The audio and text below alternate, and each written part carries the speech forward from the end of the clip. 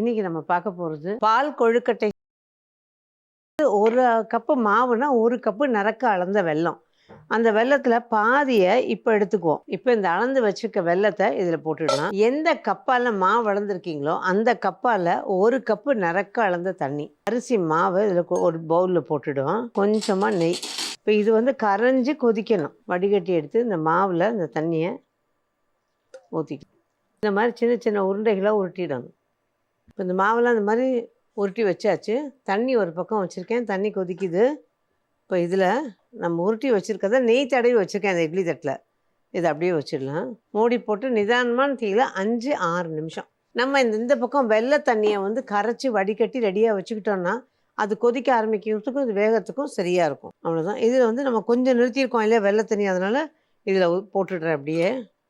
இப்போ அது வெந்து எடுத்துருக்கோம் இல்லையா, இதை வந்து அப்படியே மெதுவாக அதை கொதிச்சிட்ருக்கிறத தள்ளிடுவோம். அது பிரிஞ்சிடும் கொஞ்சம். இதுலேயே கொஞ்சம் தீயை கொஞ்சம் தூண்டிக்குவோம்.